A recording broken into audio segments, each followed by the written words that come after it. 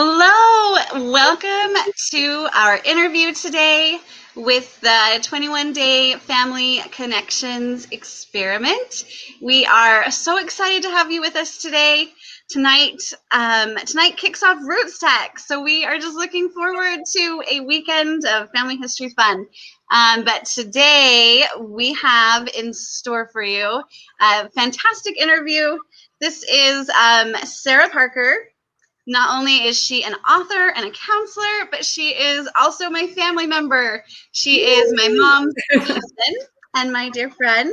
So welcome, Sara. Let's have you tell us a little bit about yourself. All right, thank you. I'm so excited to be here. So I am a cousin of Tara Lynn's. So I teach skills about mental health to teach people kind of like a lot of different skills so that they can kind of learn how to deal with their anxiety. And I connect it to the brain, how brain works. And I look at a lot of evidence-based treatments. And so I'm really into what's called cognitive behavior therapy, dialectical behavior therapy. And so all these different things, ways to look at things differently, and it changes chemicals in your brain and actually helps your mental health. So that's a little bit about me. I write things and stuff so that I can take kind of these complex ideas and simplify them so well that kids could even understand it. So it's kind of fun. Yes, and she has this fantastic Facebook page. It's called Tame the Brain. And let me tell you, I used the tips and tricks that Sara posted on it, like all through the pandemic. If ever like we needed to tame our brains, like last year was it. So, so go and give her a follow. So today we're talking about how a lot about family history, but then a lot about family health as well. How have you noticed these two topics intersecting? You were here with us for the very first experiment back in May, and we love how you just kind of dove in and started learning and checking it out more. What did you discover? So I love that you I guess I listened to her actually last night. She did a little short video about how she got this question about, or kind of felt like prompted to see how being connected to your family, how it helps your mental health. And I thought that is really great because that's kind of what I do with these other tips. But I think in the past, mental health and families, they haven't looked very good at families. When they do family histories, they look at the problem, the trauma, the mental illnesses, not on the mental strengths of a family. And I think all families have mental strengths. And so it made me really think, because we hear like about epigenetics, but I think about the strengths of what we can do for the family. And about the time I was taking the challenge, I get continual ed classes, in my field. And there was a class on how our ancestors can help our mental health by this professor. I have never heard of anything like that in my field. I'm sure they're there, but I couldn't find it. So I listened in about how your ancestors, and it kind of coincided with what you were doing. And I found it fascinating, the suggestions he had about looking to our ancestors. And he's out of California. But most of his colleagues and his research were from indigenous cultures, not our culture. So I thought that was really interesting. And then I did more and more research about finding the strength. And almost all the research is outside of the Western culture. So I thought that was also a lot of other cultures adapted, very intertwined. But our culture is very individualistic. And so that was really interesting because so many people are really lonely right now. This is before pre-pandemic. They were showing that in our culture that we're more lonely than we've ever been. A lot of research and not quite understanding why, but this is about connecting. And if we don't connect to our to people that are just close to us that we grew up in. We are made of thousands of people. So here we go. We're interconnected much more than we think, I think. Yeah.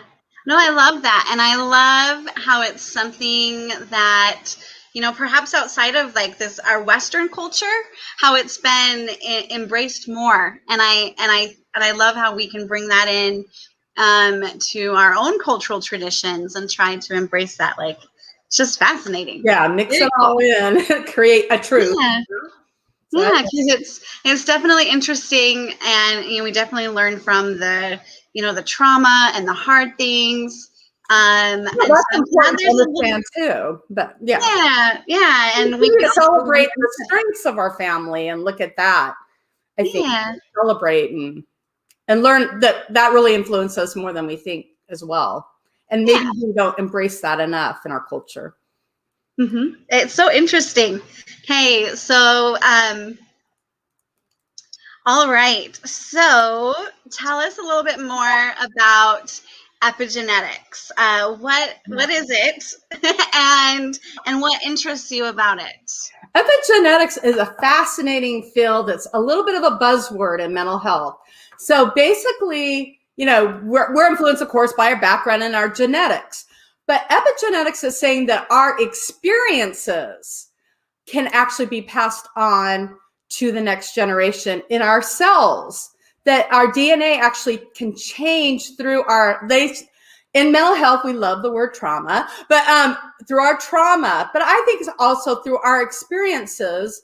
And they're showing that it can be passed on so that when we go through things, it's actually in our DNA. And that's fascinating to me, that our DNA is not just influenced, not just by genetics, but by experiences of our ancestors. But we can change the way we deal with stress and whatever and pass that on to our descendants. So in my thinking, again, we kind of always talk about trauma, but doesn't that mean that our ancestors and their experiences, that we get their strengths as well? They're in our very cells, that we can kind of call on that. I love how science, and then I'm also a very spiritual person, but science and spirituality and all those fields, social sciences, culture, can all mix together to kind of create different ways to your brain can connect. And I love that. Mm-hmm. Yeah, it's so fascinating, because I think about even like our shared ancestors, your grandparents and my great grandparents, and things that they went through and things that they loved, like our Victor and Ada, our ancestors, they loved music. They were very musical. And while I don't play an instrument, I do feel like I relate, like music calms me. I love listening to music. When I'm stressed, I turn on music. And so I can kind of see how like things like that are definitely passed down. So it's really fun, because how old were you when grandmother passed away? I was like 8, I think. So okay. I was really little. So she was very little. And I felt very, very bonded to Ada. And I think, Tara Lynn says she was, even at that early age. But what's really fun is my grandma was a very empathetic, everyone felt better after leaving her. And it's fun for me because I can see this next generation of women. And Tara Lynn reminds me of my grandma. And it's like, well, that's weird. She didn't really know her, but she has so much. And I've seen that in some of my daughters and this other. I mean, not everybody has that, but it's really cool. I'm like, wow, this is kind of passed on, even though, I don't know. Yeah, it's fun to see the different traits come in and out. Like one of my sons, well, when I actually visited Sara last year, and we found this cutest picture of my grandma, so Sara's aunt, and it looked like very similar to my son, and I just loved seeing like even like the facial similarities and stuff. It was so cute. So it is so interesting seeing some of these things. I love it. Let's see, next question. And we've touched on this a little bit, but Do you think that these family stories and narratives can play a role in our mental health, and how so? Like, maybe how have you seen that in the last year? So, can I share a story, a family story? Do I have time? Please. This is kind of fun, but so I have this great grandfather and my dad's grandpa, and so my uncle years ago, my uncle, we had a family reunion, and we went to Fish Lake, and my uncle would tell this story. Hopefully, I can tell it fast. It's my great grandfather, so his grandfather, my dad's grandfather. And they lived on Fish, kind of around Ephraim, and they'd go to Fish Lake during the summer and had a dairy farm. And so one time it was his mother and him, he was the oldest boy, and they went there and to do dairy farm and earn their money. She was quite the entrepreneur. And a Native American knocks on the door, and he looks really rough. And then they're used to Native Americans, and they usually would give him cookies, whatever. This guy kind of scared him. She took her gun, and she was ready to protect them because he looked scary. He was like bare chested and had wounds. And he said, "Please help me. This other tribe is looking out for me." And I guess it was like a love interest, and he killed this other guy. So this tribe's coming to kill him.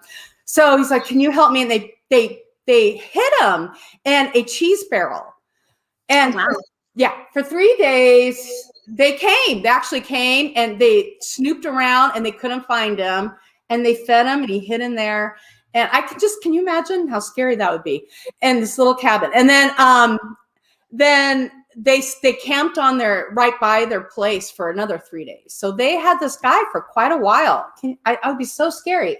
And then, so then he left and thanked them, and they didn't see him. But my great grandfather was only 12, and the family, there was a hard winter. They went home to Ephraim or whatever. There was a hard winter, and he had to go fishing to get them food because they ran out of food. So he went back to Fish Lake on his horse by himself, and it looked stormy, and he heard Jorgensen Papoose, and he looked around, and it was that same Native American. And that Native American took him to a cave and kept him, because there was a storm, kept him out of the storm, and then he showed him how to ice fish. And anyway, so I heard that kind of growing up, and we as little kids would look for the cave, and we never found it. But that made it fun for us to look for this cave. And then, but this was what's fun. The summer during COVID, I looked up this man, this great grandfather. The story wasn't in there, but my cousin wrote it in 5th grade, and I put it in. But then my mom had something from the Improvement era, which was more. Is a magazine, and it was more scholarly back then, and it was written by him all about the Native Americans, their different cultures, and how we needed to respect their culture, how we needed to look at their culture differently, and just all this stuff. And I was blown away because I never knew he doesn't really have any family history, but he has all these articles, and that story linked to this, and it kind of links to me because I talk about mental health and culture and stuff, and I'm like, all of a sudden I had this huge bond to this great grandfather that I never did. I'm like, he's cool. He was like really forward thinking for back then. I don't know. That was neat. Mm-hmm. Yeah, no, I love it, and there's so much to learn from those stories, like the kindness of everybody involved and surviving together, and I love that, and I love finding the documents and everything. That's fascinating. I'm like, I was connected to this grandfather, thinking, because we've gone through this really hard year, a lot of hard different opinions about race and culture, and I'm like, wow, this is really, they get it. This is a hard time for them to decide. So anyway, I like that. It's so interesting. Well, we got a question from YouTube. If you don't mind, I'm going to pop it up. Camilla asked us, can we change what we have inherited from our ancestors? Absolutely. About that. I think so. that's the fun thing about epigenetics. It shows that not only do we inherit, maybe some of the way they've reacted to stress, but we can gain their strengths, and we can change it and pass that on to the next generation. Of course, a lot of this is passed on now genetically when we're having children in our 20s. So that's a lot to kind of grow from as a young person. But yeah, definitely we can change the tag. Plus, again, we have thousands of ancestors. So if we inherit some rough stuff, there's going to be strength. There's thousands of people that made us, or whatever. That's a great question. Yeah, and that's cool that we can recognize like those traits and build from the good and try to fix the not so good. So I love it. That is a good question. So what role has family history played in your own mental health? Yes. So much so. My mom was a family historian and she loved it. So I did grow up with a lot of stories. I don't think I appreciated them. And I still don't maybe appreciate. I'm going to really miss her when she's gone. Because now I'm going, oh my gosh. And when she goes, these stories will go if we don't get them written down or whatever. It's how it's helped me with my own mental health. I think just hearing stories like, again, about my grandfather and how he dealt with that. And sometimes we think, oh, we're going through this hard thing. And then we read, about the Spanish flu, or we read about, I read something about my great grandfather and politics. And I always thought it was grandfather Victor's father. And my mom went on a picnic and somebody wrote about how he and this uncle that my mom always talked about got in a fist fight over politics. Oh, no. I don't, if that family, they're super dignified. So that was like, but that in a way it kind of humanizes them and goes, wow, they know what we went through. And our intense stuff that we think we're by ourselves, they've gone through it before. We can lean on their strength. That's kind of cool, Mm-hmm. So yeah, I love that. That is very cool. And so we've talked a little bit about how trauma, that's a big word in counseling and in family history. We do have a lot of hard experiences that we're trying to learn from and grow from. What advice would you have for someone when they're examining or learning for the first time about stories that do have a negative impact? Again, I think you need to look at overall. We need to kind of use the same skills of I teach a lot of people about mindfulness, not judging. I think we need to sit back and not judge them and learn to forgive them. If there's like a hard story, this is funny. Okay. Do you ever watch This Is Us?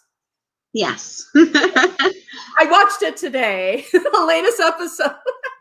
And it dawned on me why I love that show. It shows all the multiple generations and how they interconnect. And I'm like, duh, why did I not recognize that? The show's often 4 generations, but it showed kind of like Randall, if anyone doesn't know the story, there's triplets and one's adopted and he's Black and the others are white and they grew up together and he is discovering his family and they kind of go into some of the family trauma, but they show how they learn about it and they can actually be at peace and move on.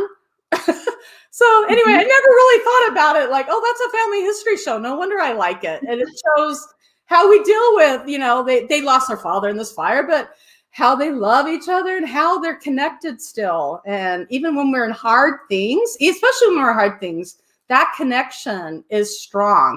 And to know that we're not alone.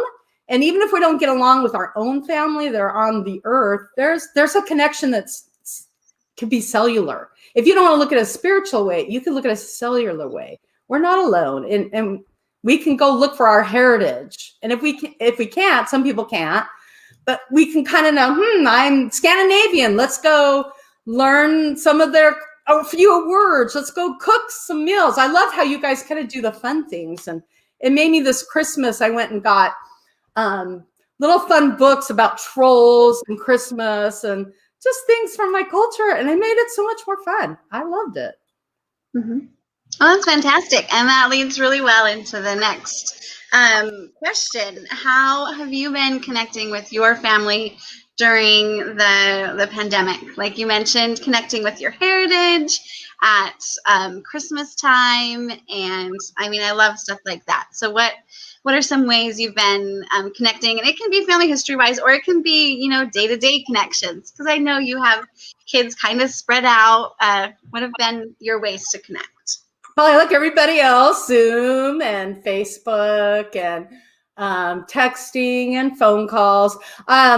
Since I have less kids than a lot of, you know, there's a lot of people with lots of kids, and you really have to watch the numbers. I've been a little lucky because I have fewer kids, so it's I have some that are near me, so we kind of did the what would you call it? The social distancing together, you know, kind of. Yeah, your bubble, you had your pod. Yeah, so I just have one grandchild. So that's good because I've been able to, you know, hang out, play games with them. My daughter and my new son-in-law, they've had COVID. And so, you know, I've been a little bit lucky because I have a smaller family. But yeah, so that's fun. Yeah, that's so good. I mean, that's been the fun thing because even though my daughter got married this year, and it was devastating because she had everything all planned out. She was devastated. She's one that's been a bridesmaid 20 times. And then finally she gets her wedding. She planned it all herself. And then everything had to be changed really fast.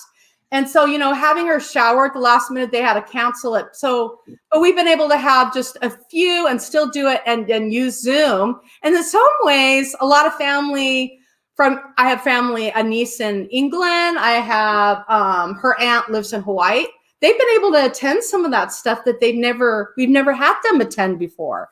So in some ways, it connected us more. That was cool. Yeah, I love how the technology can bring us together because I was able to jump in for part of the Zoom bridal shower. That was really fun. Yeah, normally, yeah. And I love that you mentioned Jenny's wedding because I know you kind of had a cool experience with that. My next question was, how have family stories helped you during the pandemic? All right. I'll tell you that story. I'm not quite sure it answers it great, but my daughter was scheduled to get married. As I mentioned, she'd planned it. She'd been a bridesmaid.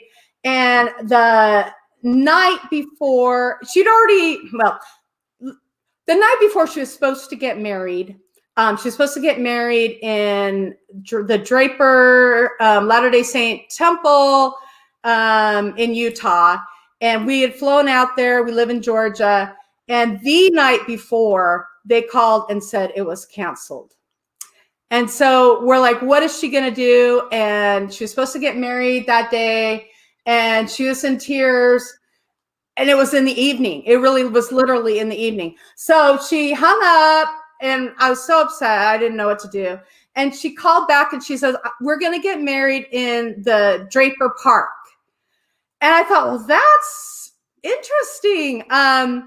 So my husband and I went to go check it out. It snowed. We decided to have the wedding at 3 the next day instead of in the morning to give us a little more time. We went, it snowed, so we were going to clean it up.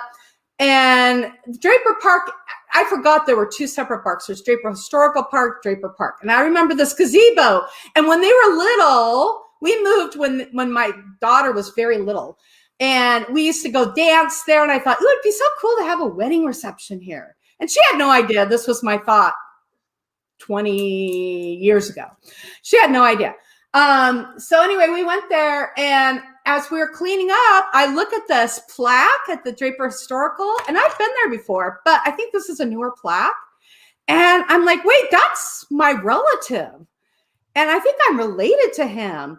And his name was Peter Nilsson, and he's actually the son of my direct line. So anyway, I'm like, that is cool. And then so anyway, I got on the internet and I said, anybody who can make this, invited anybody who wanted to come to the wedding and stand outside. And you saw it. And you said, I think our grandpa used to sing at that gazebo. And maybe it wasn't that gazebo, but somewhere in Draper. And I'm like, wow, I don't think I knew that. And so that my daughter chose this place with so much connection. And then, anyway, so this wedding came. And so I felt connected to my daughter had no idea. She chose this random place. And like I said, I think it's epigenetics. I think there's just a part of her that just knew that this place, there was a connection and she had no idea why. Later, this is funny, I wrote all this up. And later on this summer, when she actually she got married that day. It was beautiful. It was snowing. It was beautiful. And I felt like my relatives were all with me and with her. And it was such a traumatic experience for us to have it canceled and to have this feeling connection to my relatives on this side. And then my other relatives, my grandfather and my grandmother, who I loved and adored. Later on, I brought my aunt and uncle in the summer and my mom, and they're like, we lived over there. What? No, we lived right there. That apartment, we lived above. They lived right next door, upstairs. And they were there when they went to kindergarten there. My Aunt Lorraine and my mother, and right there.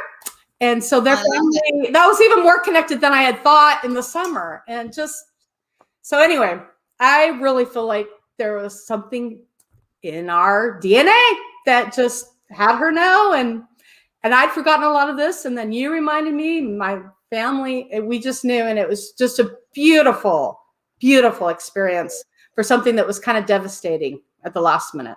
Mm-hmm. Yeah, and I just love that. And I remember loving this story. I remember loving this story then, and how our ancestors' stories can help us and how we can see these connections. It's just wonderful. I love it. Well, we've covered a lot of good things today. Is there anything else that you would like to add? Yeah, on my last note, this is funny. So epigenetics is a new science, and so I've been studying it and been studying a lot of cultures on recognizing and our ancestors and learning about them and celebrating them. But I found this book that's about a near-death experience. And her quote was almost exactly what science is showing now. So I'm wondering if I could just read that quote to end. And because it blew me away. I'm like, this is exactly what this talks about. So this is from, it's called Near-Death Experiences by Betty Eadie. It was a huge popular mainstream book back in the 90s. All right, so this is the thing she wrote. She said, we understood that memories could be contained in the cells of our new bodies. I learned that all thoughts and experiences in our life are recorded in our subconscious minds. They're also recorded in our cells. This is new since then. This is crazy. Okay, and so that not only is each cell imprinted with a genetic coding, it is imprinted with every experiences we have ever had. Further, I understood that these memories are passed down through the genetic coding to our children. These memories then account for many of the past traits in families, such as addictive tendencies, fears, strengths, and so on. I also learned that we do not have repeated lives on the earth. When we seem to remember a past life, we are actually recalling memories contained in the cells. So that blew me away because she just explained epigenetics. And like I said, I like to look at things so many, just multiple ways, but science is actually showing that epigenetics is actually, there's some proof. It's a theory, but there's quite a bit of proof, and they're using it in mental health now. So I think that's just fun. Yeah, I love it. I love seeing how it intersects, and I think that's just why we're so excited to talk about this topic. So thank you. Exciting research. We've loved having you. I'm going to pop up your Facebook page again. Please find Sara on that Facebook page. She has so many amazing tips, and we're so glad we could have her today. Like I mentioned before, Roots Tech starts tonight. We at the Connections Project have so many fun things going on for it. Along the same lines of what we were talking about today, we'll be having a Zoom discussion, one of the few opportunities for Zoom discussions on Saturday at 11 a.m. Mountain Time about the psychological benefits of family history. And we'd love for everyone to join. We'll put a link in the comments so you can come join us. And yeah, so please come and join. And thank you again, Sara. And bye-bye, everybody. Have a good day. Thanks for having me.